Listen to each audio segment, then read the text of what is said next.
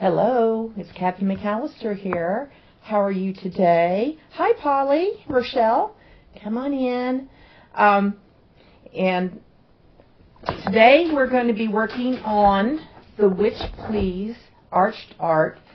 This is a new laser cut kit from Kris Howard of Sawdust Makery. So what I wanted to show you guys today was how to achieve this ombre effect. I recently did it on, hi Pam, hello Janet. So I recently did this on the class that I taught yesterday. Oh, let's see, wrong way. I'll just show you here. So I did the ombre effect here, and I wanted to show you how I achieved that, so I decided to use it on this arched frame as well. Hello, Virginia. Hi, Iris and Sandy. All right. So the kit, the unfinished laser cut kit for the arch piece, it looks like this. It's a pop out. So you can also purchase this frame separately. So that's an additional piece, and I'm going to show you how I gild that. Hi, Bonnie. And this, as I said, is on my website, twife.com. And there's also another piece here that's a little smaller version of this, so that you can put on like your Halloween tree or just hang it up on the wall. Now, I would like to know if you guys can give me some feedback. Hi, Debbie. How are you doing? And Barb, welcome in. So when I originally did it, I did it this size as an ornament, and I just made it a smidge bigger. I thought it might be easier to paint. But give me your feedback. If you were to buy this and paint this, would you rather it be slightly bigger or this smaller size? So the smaller size is right at 4 inches, and the bigger size is a little over 4.5 inches wide.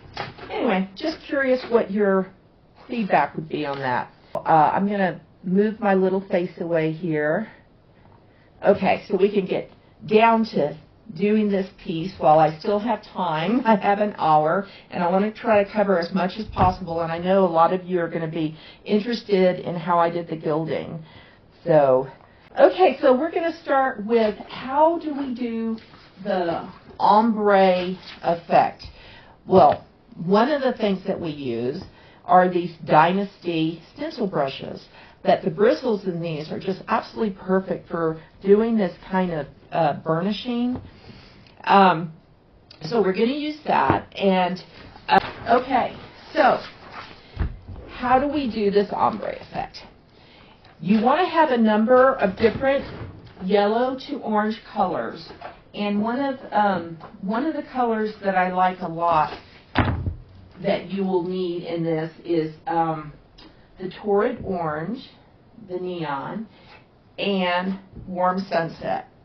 So I started by first using my roller and banana cream. So I rolled that on because I kind of like the texture that you get and the coverage. So this has been rolled on. I use these rollers a lot. You can get them at any hardware store. I have some of these on my website, but you can get them anywhere, any home goods store, home whatever DIY store. So that is banana cream that I started with. Now you could have started with Sunny Day. That would have been a little bit brighter, but it really doesn't matter which orange tones you pick, which orange and yellow tones you start with. Okay, so I've already done the banana cream, and now I'm going to take my stencil brush, and I'm saying in my instructions that the next color I'm using is Sunset Gold. I also used, to do this, I've also used like antique gold around the edge, but we're going to move to Sunset Gold. And we want to keep some of this banana cream in the center. So we're going to kind of go from the the halfway mark and move out. And we're going to be working kind of in ovals and kind of in arches. So you also need some paper towels, but this isn't dry brushing. So you're not going to be like drying your brush off completely, because you do need paint in your brush to make this work. Okay, so we're just going to squirt some sunset gold. So this is brighter than when I was using antique gold on the Little Witch. That's a slightly more subtle look. So we're just going to kind of dab tap without dry brushing. We're not dry brushing, because if you try to do where you completely dry off the paint, you're not going to have anything left to do this art with. Now, because it's not a circle per se, like my Little Witch was on a round. She was on an 11-inch round. It was an easier kind of shape just to go like this. Well, you also have to fill in the edges on this one. So, and as you run out of paint, you start coming towards the middle. Okay? But you don't want to like completely obscure what's in the middle. You can come, kind of lighten up as you move towards the center. You can come a little bit and disperse the color. And as we go, we're going to try to get rid of some of these noticeable lines that are showing. So that's the first step. Now we're going to continue to use a dirty brush. And I probably would like a little bit of sunny day in this too. I don't have it in my instructions, but I often use sunny day when I do this ombre. So this would be kind of like the sunset behind the witch's boot. Okay, so you dry off a little bit, and now I'm not going to start right in the center, because that's where the banana cream is, and it's pretty light. I'm going to come about here where I was blending. I'm going to go like this. So I'm going to merge into the area with the sunset gold. Now I'm going to kind of come into the middle. So you're never using the colors 100% as they are, because you're using a dirty brush and you're building and layering and burnishing your colors. Okay? And you just want to be careful, like you don't end up like rubbing a hole in creating a hot spot with your dry brushing. You need to be careful about that. Let's see if I can move in a little bit closer. All right, so already you can see that you're losing some of your lines here, that it's getting more blended. Okay, so the next step after that, and if you've printed this out, do make a note that I did use Sunny Day. The other thing you could do is you can, your base coat can be Sunny Day. It's a little bit brighter than Banana Cream. Or you can use whatever yellows float your boat. So, okay, now we're going to go to Warm Sunset. And I just basically have this here on my palette. I'm just kind of tapping it into my brush, grabbing my paper towel, just kind of dabbing.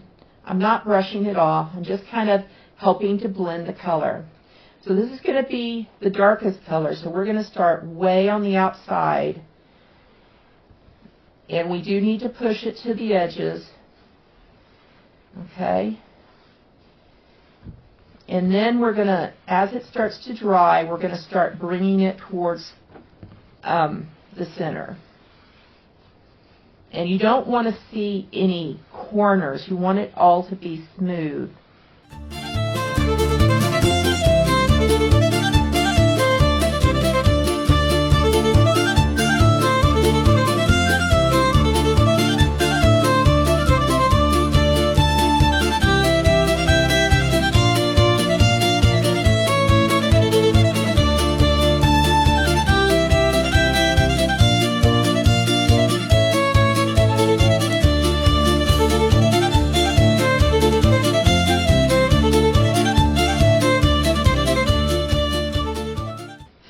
Okay, so that is the warm sunset. There's a little area here that I think is a little sparse. I'm just going to go back in there. Okay, so that was warm sunset. Now we're going to, you can use tangerine, you can use torrid orange, you can use saffron yellow, any colors like that. So that's the saffron yellow, and that one is the tangerine. We are going to use some torrid orange. There's also like orange flame you can use. So really any of these colors that you want to introduce, you can. I'm going to use a little bit of saffron yellow. I do this differently every time I do it. It just kind of depends on what colors I have at hand and what I'm in the mood to do. Okay, so again, the saffron yellow is mixed with the warm sunset, so it's not really saffron yellow. So think about where your tone is. The outer edge was your darkest. This is a little lighter, so we're going to come in right about here. And you just kind of play with it until you get that shade and tone you like. And there is no right way to do this. It's your way. So you just do it until you love it. Okay, so it's starting to blend a bit more now. And I'm going to come back with a touch again of the Sunny Day.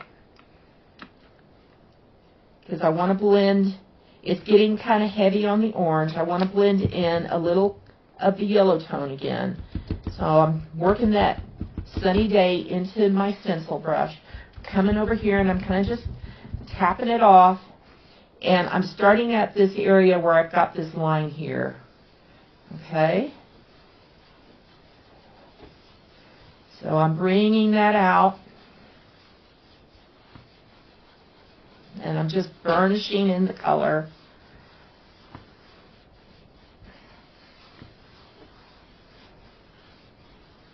So you're getting more and more smoothness and blend. Okay, so now we've got a lot more yellow coming in. So now is a good time for us to throw in the torrid orange, the neon. So these neon colors are really cool to do a lot of interesting effects. And, you know, as highlights and on any of your painting that you're doing. They just bring in something really super special. They make other colors pop. Okay, so now we're thinking, I don't want to go to the edge with that. I want to start right about here. Okay?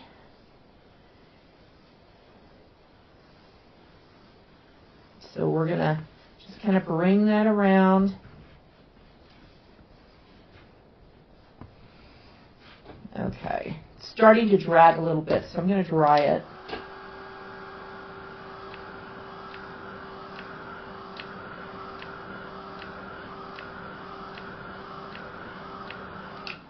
Okay. So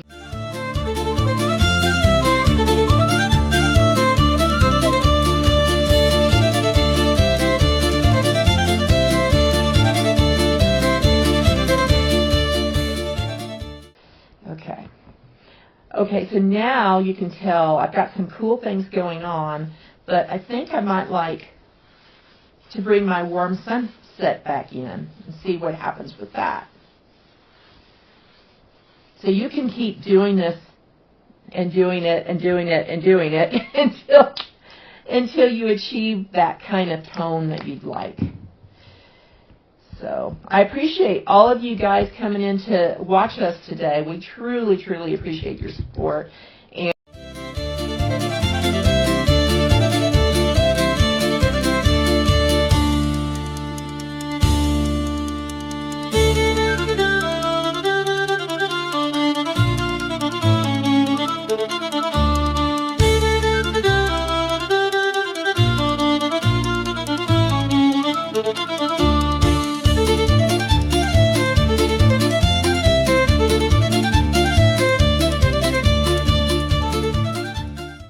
okay, so that is kind of getting where I want it to be.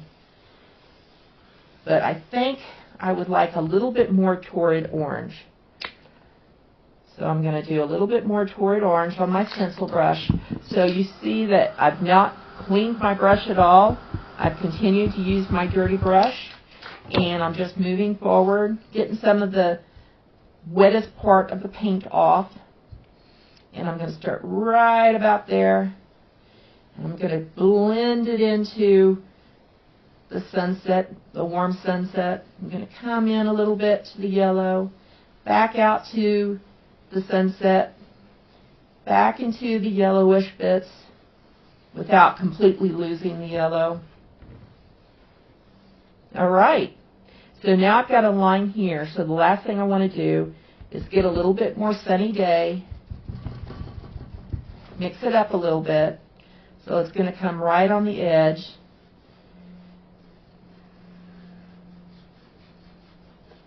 And it's kind of making a coral as opposed to sunny day. And then when you get to the point that you're happy, you just stop.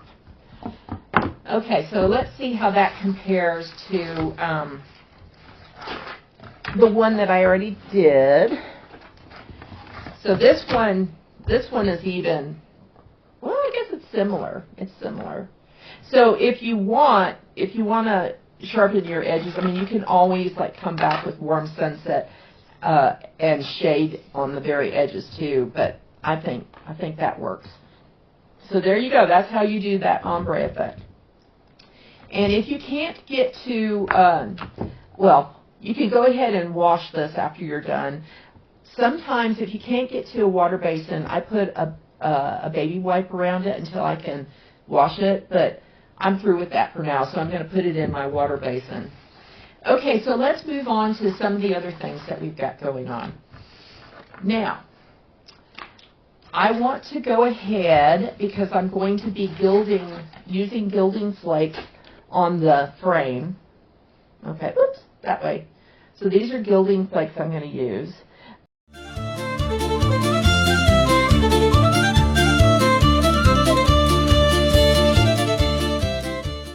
So if, on this frame that I'm doing, you can paint the whole thing black. I have painted this traditional burnt umber, and then I'm doing things like shading with black. So you can see how I used a sponge to add in black on this. But you can just use lamp black. And this is supposed to be a reusable frame. So, for instance, if you do it in more neutral tones, any of the Sawdust Makery large arched pieces fit into here. So I don't know how many designs she has right now. I'm trying to work on a few more, paint a few more. Hey, Bonnie, welcome in. And that way, if you buy the frame, you have more to go in here. But that's one thing, like if you do a gilded frame like this, this has galaxy varnish here. This is gilded metallic flakes. So if you make it a little bit more specialized, you might not be able to put as many of the inserts in there. Although I still think I can do, like, there's some Christmas things you can do with all the blingy glitter as well, a Christmas insert that you can put in. So, but the frame is sold separately, and that just, it slots in. It's nice and tight, so you don't actually glue it. And when you're ready to change the insert out, you just press it out. So you don't actually glue the insert in because it's really snugly. So yes, Debbie, you can use any kind of metallic gilding things. Like I have these foil. I'm afraid to take it out because I'm going to get foil everywhere. But like I got the foil bits as well from Amazon. These are the real light gilding pieces. And then you can also get rolls of foil. And they all work in a similar way. So the thing about some of these Prima redesigned ones is that they give you these lovely, luscious mixtures of colors. so I kind of like some of them. But you can use really any kind of gilding plate. You just need to be very careful when you're bringing them out when you're working on your artwork, because they just stick. They stick everywhere, so be careful about that. When you see me this evening when I come back from my sale, there's probably going to be foil everywhere. So anyway, I'm going to show you how to gild in case you haven't done it before. There's a lot of different glues that you can buy. This is a gilding glue that I use. This one's from Prima. I haven't even opened this one yet. Okay, I'm going to move to another one because I haven't even cut the top of that one. So I'm going to get one that I got on Amazon. But they all work the same, and you can just use an old brush. This is just an old stippling brush. And I'm just going to spread it on. You need to allow it to set up a little bit. It's supposed to be tacky when you put on the gilding flakes or the gilding foil. It's supposed to be tacky. You don't want it to dry solidly, but you also don't want it to be wet. Although the way that the flakes work, that you can pretty much put it on. You can put it on pretty quickly. So, and if you want it to be on the sides, put the glue anywhere you put the glue. The gilding flakes are going to stick.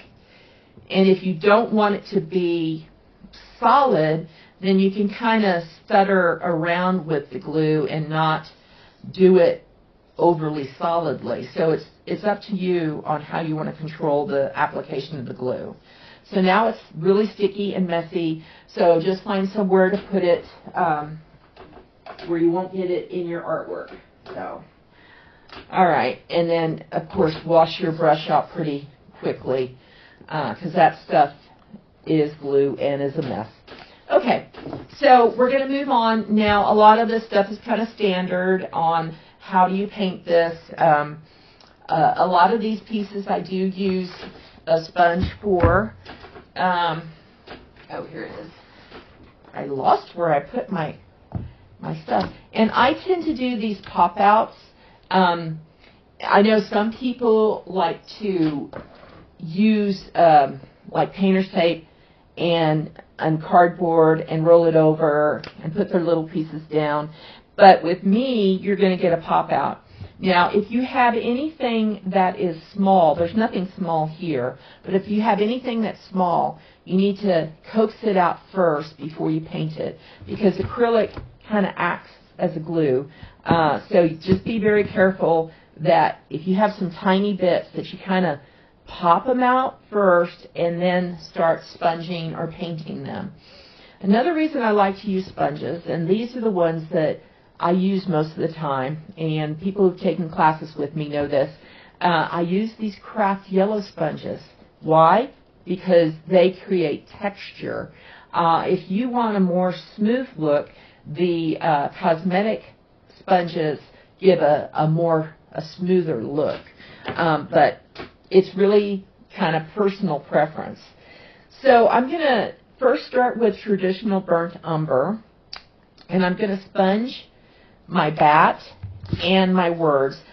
The words are going to be gilded just like the frame. I'm not going to do both today. I'll probably just do the frame to show you. The gilding is so incredibly easy, so there's nothing really magical about it. But there are a few little techniques that might help you to see. So I'm going to go ahead and do traditional burnt umber. Now, because I am foiling this, I probably should have just gone straight to lamp black, quite frankly. But like on the frame and here the bat, the reason I'm doing traditional burnt umber is that it gives me more creativity so that I'm able to, I have somewhere to go. I'm not starting with black. Shading on black is black. Shading on traditional burnt umber will give you tonal differences. So that's why I like on some of these pieces to do some of the darker browns and then go to lamp black, or start with a gray and go to Payne's gray and go to black. And it just gives you somewhere to go and create dimension in your work. These pieces, the beauty of these laser cut pieces like this one that Kris Howard designed, is that you can do it very simply. You can do black, orange, white, and do a little bit of shading, a little bit of highlighting. But you also can make it, more dimensional, deeper, more interesting. You can do a whole bunch of things. And by the way, I used Galaxy varnish from Deco Art on the back. Look at that. That's really cool. So it kind of gives you that ability to take it another level up if you want to do that. And then on the stars, you can do them as straight stars, or what I did is I did them tarnished, and then I put a rhinestone in them. So instead of straight, just, a sheeny, shiny gold, I did a tarnish, and I'll show you how I did that. So again, I need another sponge, and I'm just going to do my stars. And also sponging, besides creating texture, you get really good coverage with the sponges. So I probably still need to do 2 coats, but I just feel like you get really good coverage. So on the top of the sock, that's Purple Pizzazz to start with. So let me see if I can move this out of the way. So Purple Pizzazz on the lacy sock. And of course, there's so many different color combinations you can use on this piece. Those are just kind of colors that were speaking to me on the day, and I just was like, well, okay, Purple Pizzazz it is. I also like Brilliant. I think it's Brilliant Purple. Both of them are really cool colors for your Halloween art. All right, and then on the stripes of the sock, I went with Tiger Lily. So instead of going orange, I went with a reddish orange. So I used Tiger Lily because I just thought it was bold and bright, and I don't know, I just kind of liked the effect that I was getting from that. Plus, because of the gilding that I picked, there's red in it, and if I had gone straight orange, I didn't feel like it would match it as well. So I thought the Tiger Lily was a really good kind of in-between color. So, and it has such a brightness to it, but you could go with any of the kind of Halloween oranges as well, or even the Warm Sunset. But I do like Tiger Lily, and Scarlet is another one that has those similar tones to it. If you wanted something just a little bit different that wasn't quite orange. Okay, so that's pretty much the base coat done. I'm going to go over the back. I'm not going to worry about this, the Witch Please, because it's going to be gilded. So I'm not going to spend my time going back over that. If you're gilding, you do want a base coat of something behind the gilding. You need some kind of gesso or paint before you gild. And some of the paint's going to show through, so it matters what paint you pick. How will it complement the gilding?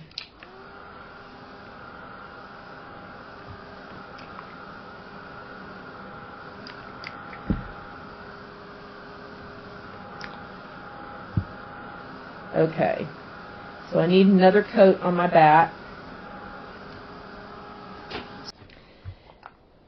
And we hope you're having fun watching us. So, hope we're creating some good entertainment for you on this Sunday afternoon. All right. And I could probably use another coat of the tiger lily. I thought about doing all the base coating before I came on, but I know a lot of you like to see some of these steps, and I just decided, well, I'll just show you. I'll just do the whole thing and see how far I can get. Hopefully I can get, close to being done. Okay, so I'm going to set that aside a second, and let me get my boot. Uh-oh, I keep losing. Pieces keep walking away, especially this boot, because boots are made for walking, and that's just what they'll do. Okay, so now I want to go ahead and make this boot a little blacker. So I'm going to get my lamp black. Okay, get lamp black.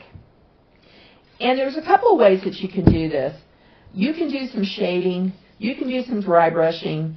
And it's really kind of up to you and your personal preference how you want to get the black on here. You can use a sponge if you want.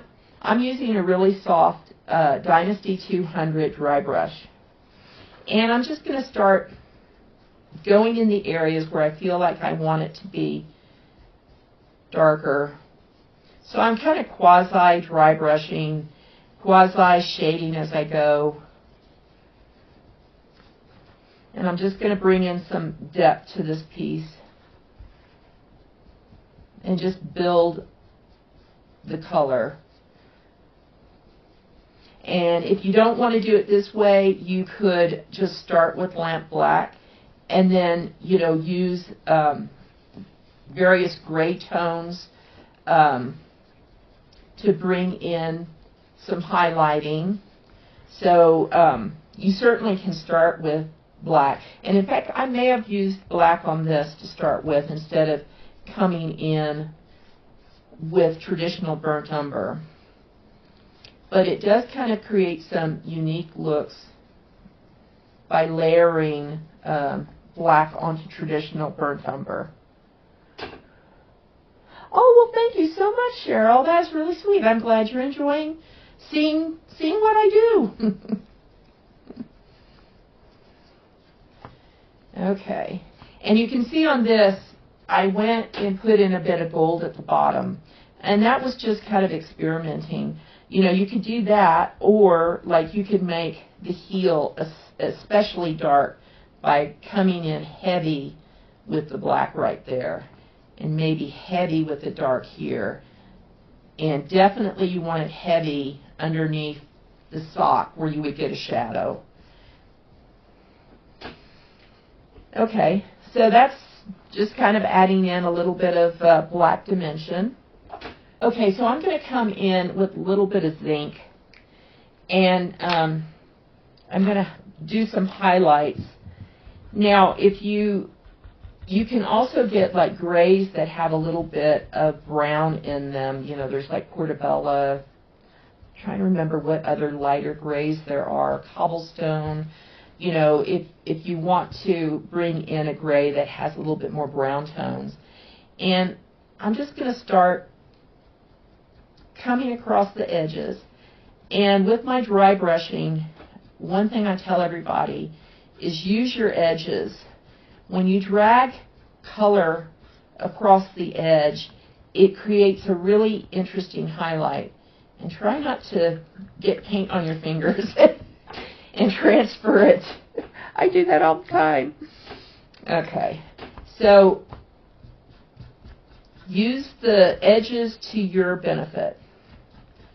And just think about where the brightness will hit the boot. So, like back on this edge here. And I'm a little wet, but I don't really mind it too much here that I'm a little wet with this. So I switched to a Sure Touch, Jo Sonja's Sure Touch. This is very soft. The Dynasty 200 is very soft. I love this for certain things. This is kind of, it's got stiff bristles, and then the stiffest one is the Mezzaluna. So you kind of have to play around till you find a dry brush that feels right for you, and it can vary from project to project, because sometimes you don't want your dry brush to be too scratchy. You might want it to be more blendable. So Lynn Andrews also has a stippler. These are really good for dry brushing. So because I do a lot of dry brushing, I use a lot of different dry brushes. And if you get some highlights and you decide that you really didn't want that highlight there, or maybe it's too strong, come back with your dry brush that had the black in it. Just kind of tone it down a little bit. So you could do it like even a silver heel here if you wanted to. Okay, so now I've got quite a bit of that zinc where I want it, but it's definitely not. I'm going to go back here and re-emphasize my shadow, since the lace collar is going here.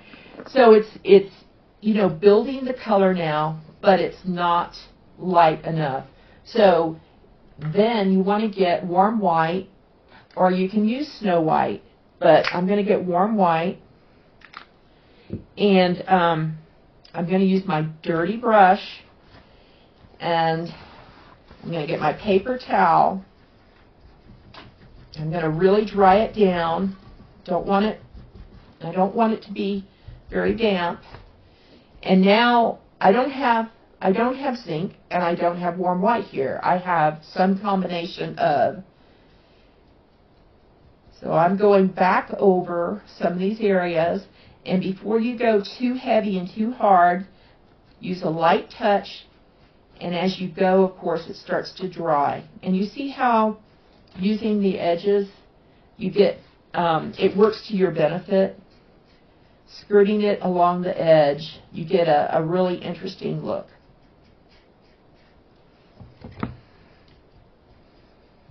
So now I feel like it's gotten lighter, and that's probably where I want it to be. So now you can, to create the highlights, you can shade, and then you can come back with a liner and go back over it again to re-emphasize that line.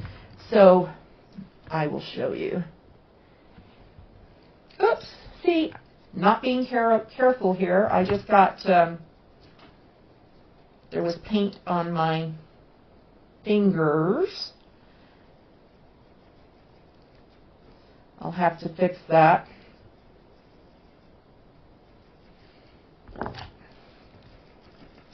I don't have one of my boo-boo brushes. Oh well, it will have to be fixed after the fact. Okay, so if I go ahead and do a little bit of shading first. So again, it's warm white.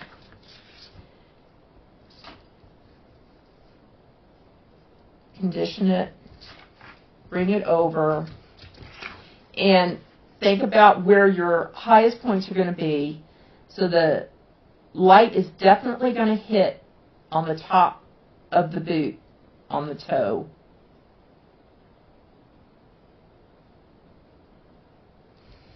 Okay, so this, I ended up doing a much wider shade than the first time I did it. So every time I do this, it's a little different. And that's okay. All right. And then maybe a little here.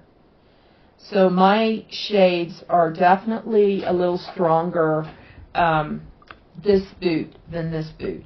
So I can come back at the end. I tend to do some of these final bits after I've got everything painted and done, because it gives me kind of a more holistic feeling of how it's all going to come together. Like, maybe I don't want to do a line on this time. So I will look later and decide what kind of details I want to put in. Okay, so to do the socks, you are going to have your tiger lily stripes, and then you're going to have the, this is light buttermilk. If you get the pattern, it tells you it's light buttermilk. You can also do it in warm white, but I did them in light buttermilk. And so it's time to start adding in some extra touches, some shading and highlighting. So I'll start with those pieces. So that was done in base coat sponged in purple pizzazz. And now we are going to, now I'm trying to think. Normally the highlights on the top, but these eyelets would look good highlighted. So that's Gentle Heather. That's what I was going to use as a highlight. Yeah, now I don't know.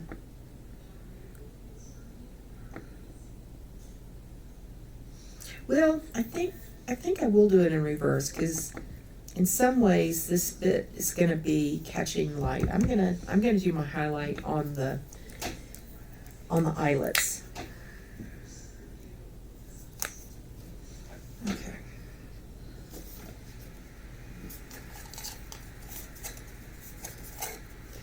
And these were done in Tiger Lily, as were those. Okay. So, okay, I need a shading brush. Let me just start.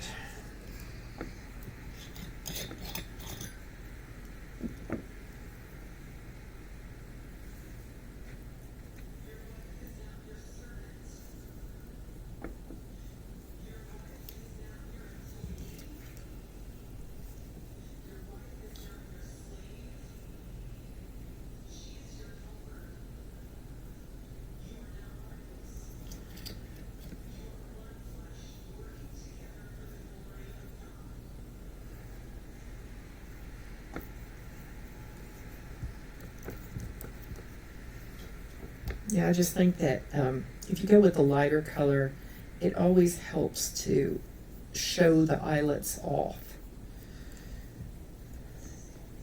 And if you think about the eyelets, like, are going to be kind of out a bit off the sock, so they'll be catching more light. So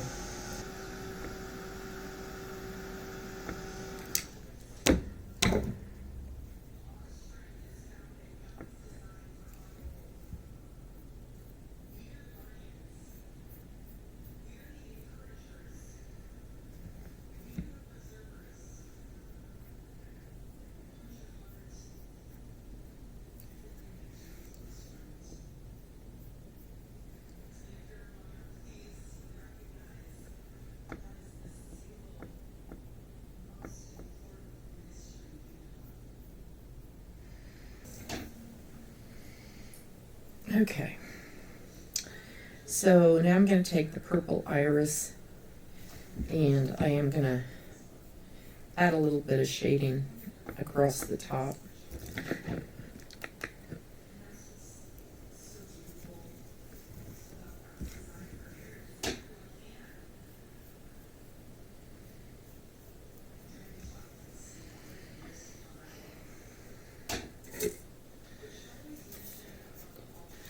There is a bat, and I'm going to add some of this purple iris on the bottom of the wings.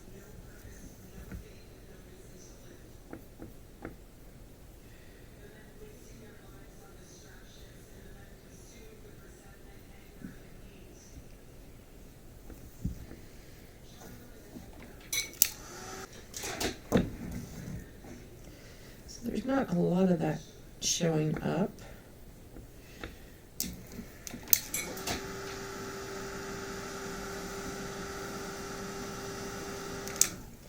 So I need a little bit of black along the top of the bat.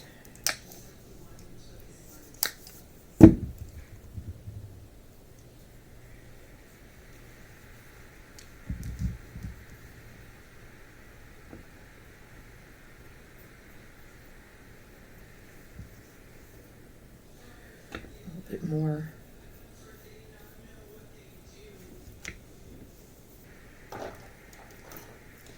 I'm going to use a little bit of iridescent blue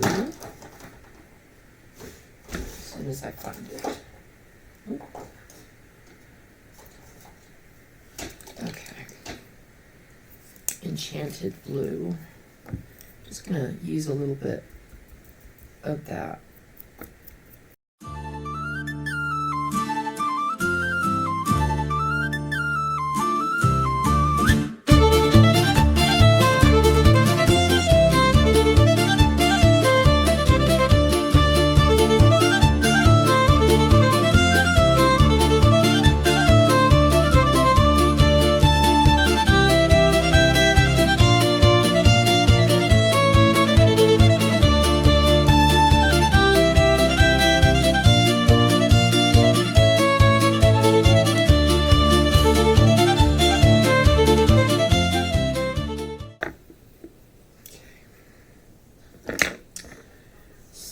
Now we've got these, and I am going to take a bit of heritage brick.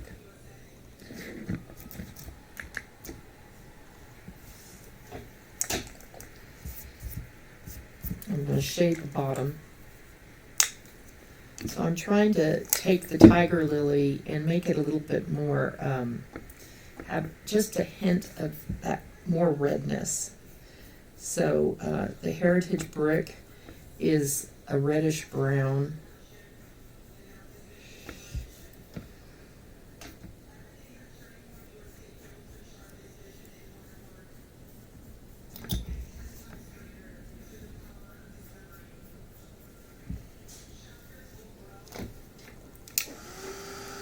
It's going to need more than that. And then I want to make the tiger lily again with red tones, so I'm going with this neon fiery red. So if you don't like floating and shading, you can always use a small dry brush and brush it. Don't know what that is there, but something that got stuck.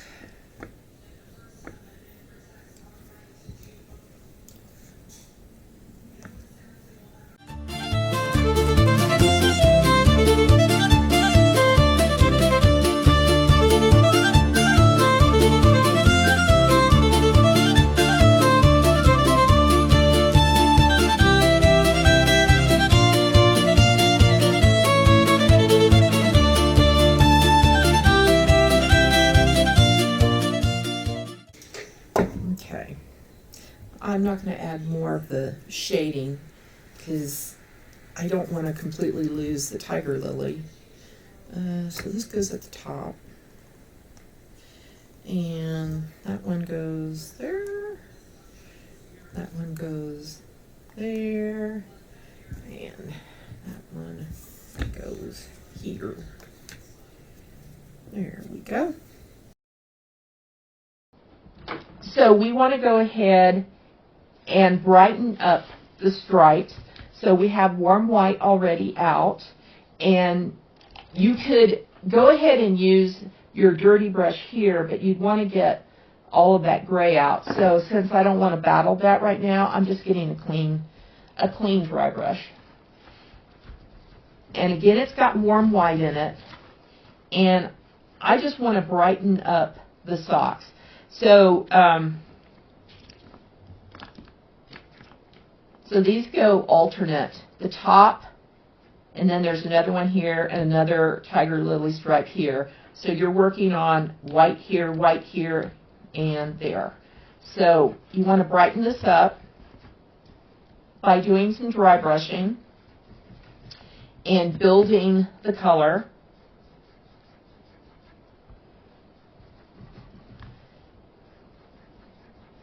And of course I've got a boo-boo there, but it will have to wait until later when I can fix it. And so once you think you have it, bright enough, and again, what you're doing here, you're not wanting to start with the brightest white. You create dimension by layering colors with dry brushing or even color washes. And if you start with white, it does give you a limited ability to, take it dimensionally to the next level. So that's why I like to use dry brushing or color washes. Okay, so then you want to do a little bit of cocoa shading. So cocoa is one of my favorite colors to use when I'm shading on something that is warm white, snow white, buttermilk. So it just has a really nice tone to it. So a little bit of cocoa shading.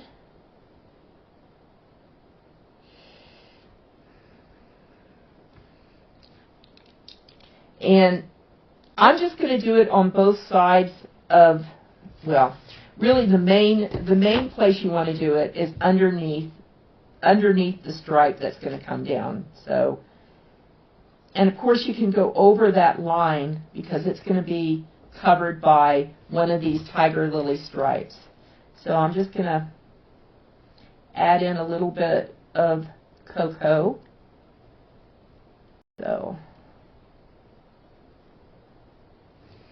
okay, so I'm not going to do it at the bottom of the stripe, only the bit that is directly underneath the tiger lily stripe.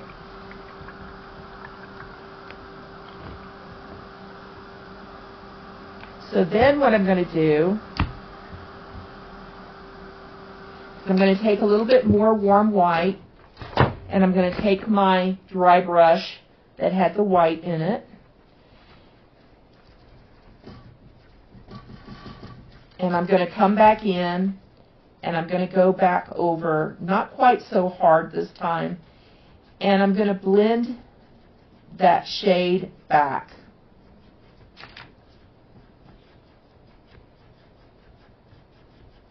And like I said, you can cross over into the area that the alternate tiger lily stripes are going to go. Okay. All right, so then it gives you a little bit more subtle shade. Sometimes when you put these stripes in, you'll find that your shade is kind of underneath the piece, so you may have to come back in and reinforce some of that shading. I can see it more clearly than I can see it on the screen. Okay, I need to do some stuff on the tiger lily stripes here. I completely forgot when I was doing them on the big piece. Forgot to add them in here. Okay, so so we have that rookwood. No, not rookwood. Heritage brick that goes at the bottom.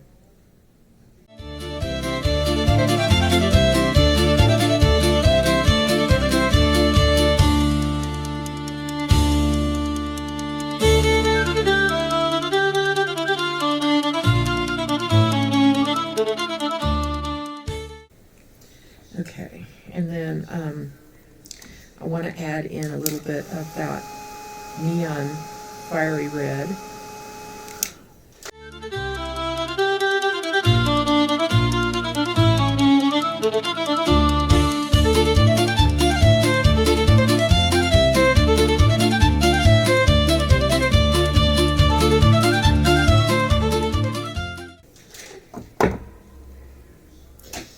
And we have the little boots here.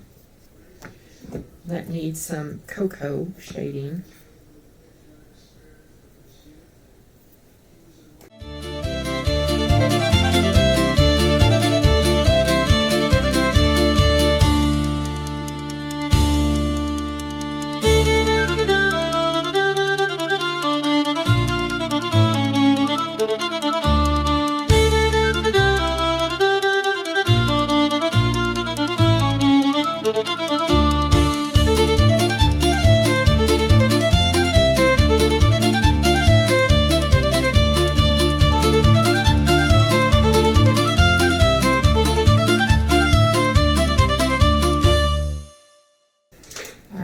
Shading brush is a little big, so I am gonna come back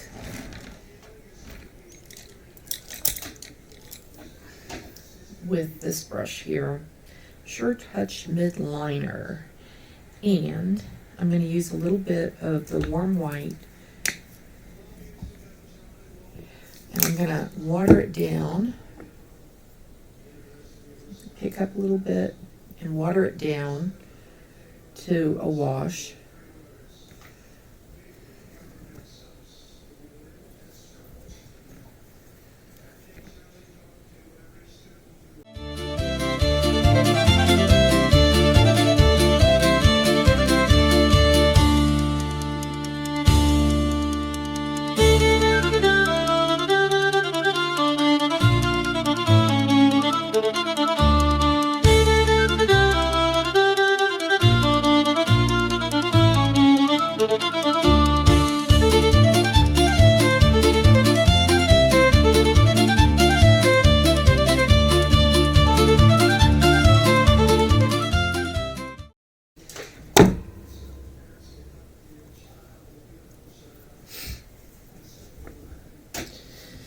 Okay,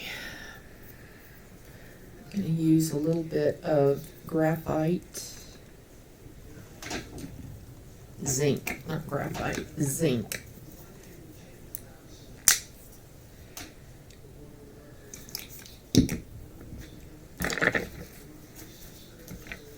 And I'm going to try to think about what direction, where the highlights would be. So definitely over the top of the toe. Definitely over the top of the toe. Coming down the front. Put a little there. And repeat.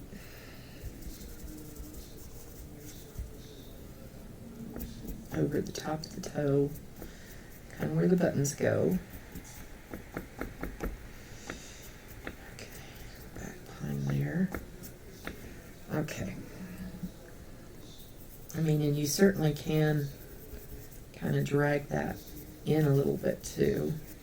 Avoid the heel. The heel is supposed to be black. And then we've got a little bit of warm white. We're going to take our dirty brush and we're going to make a lighter gray.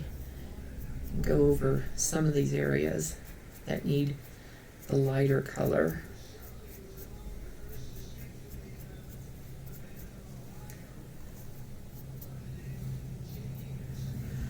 Okay, so that's about all that needs, and then go back to the bat, just bring in some lighter colors.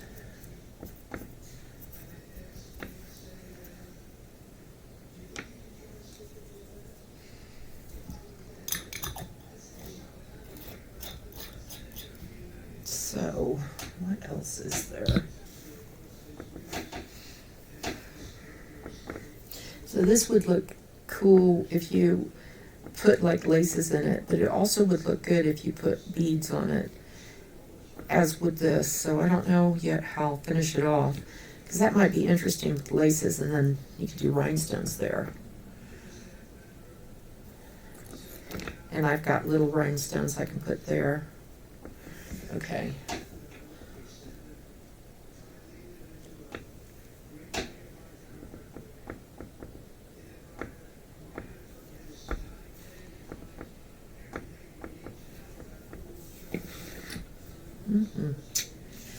Alright, so I need to work on the words and the stars, since I'm going to put foil on the words. And you can put little red rhinestones for the bat eyes. So, let's see, I need to do the same with the little boots. Oops.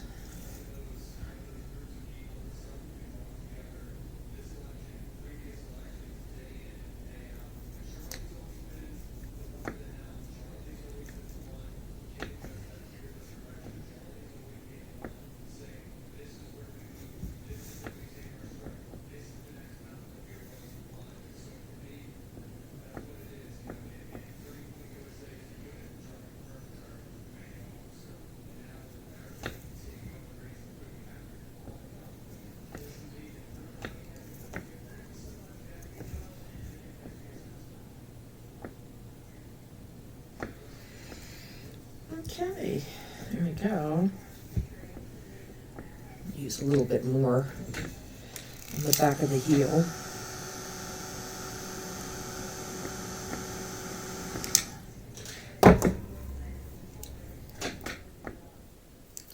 Not that much.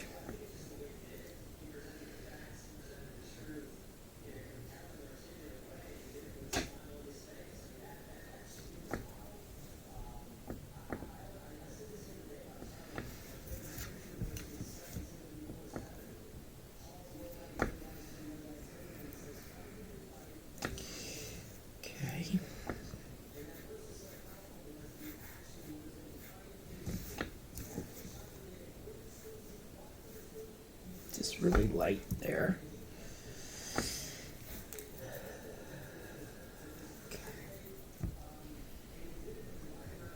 There were a couple of things I wanted to show you. So the gilding, and let me see if I can get a star out. Okay.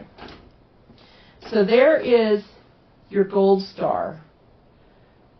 So you can leave it flat like that. I mean, it's not really flat because it's been sponged, so you can see some texture.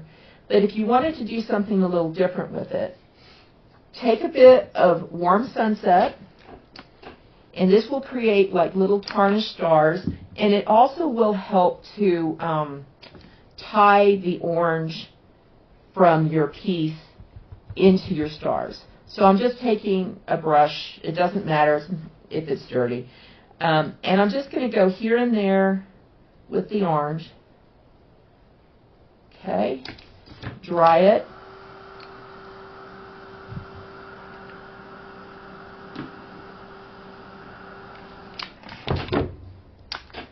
I'm going to take a bit of burnt umber.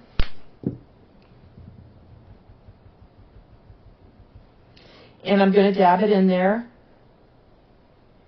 So this technique is very similar to something that Erica Joanne, I take classes with her, and she often does some interesting things with her when she uses metallic. So it's not quite what she does, but it's kind of in that idea. And then you're going to go back to the gold that you started with, the metallic gold you started with, and you're going to come in and then dab it in. Oops. Try not to make it as wet as that. So this is the difference in how it looks. Let me grab another one of these. Okay. And both are wonderful. So you can shade on that one if you want. Use some burnt umber and shade at the bottom. But both are wonderful. They're just different. It just gives you options. Okay, so now I'm going to make a complete mess because I've got to show you how to gild. It's very easy. It's extremely messy. It's very fun. It's very gratifying. But I am going to make a big mess. So let me get my frame that I set aside. Okay, so now it's really tacky. Let me move out a bit with my camera. So one thing I use, there's actually a special gilding brush. But basically all it is a dome brush that has stiff bristles. So anything like this that you can find in your toolbox. Okay, so I usually put this on a piece of palette paper or something that is a little bit slick so that some of it will come off and you can put some of it back in your jar. And I did this the other day, and I had just finished a manicure. I ended up getting gilding flakes on my fingernails. So I was like, oh well, and then I put them on more of my fingernails because I was like, this is kind of cool. So I actually have this gilding on my fingernails. This time I'm going to get gloves. So if you don't want the gilding flakes all over your fingernails, use gloves. Alrighty. I think I put that on backwards. Okay, there we go. I've only got 5 minutes here, so I'm going to rush. All right, so then you just start rubbing and pressing, rubbing and pressing, rubbing and pressing, and it's quite therapeutic. And it's so messy, and it's so blingy, and it's so wonderful. Okay, it's really sticking everywhere. And again, you can use this with any kind of foil products you have, any kind of gilding flakes you have. You can do it. There's a lot of products out there. And then you're going to just kind of go over everything and just make sure everything's kind of stuck, that there's no sticky bits left. So then you use your bristly brush and you go over it, and there is glitter flying everywhere right now. It's like a fine dust of gilding. So yeah, this is great. It's going to take me 2 hours to clean up my art spot here. And voila, it's gilded. And you can, you spray fix it, and then you varnish it. Okay? So, oh my goodness, I have made a mess.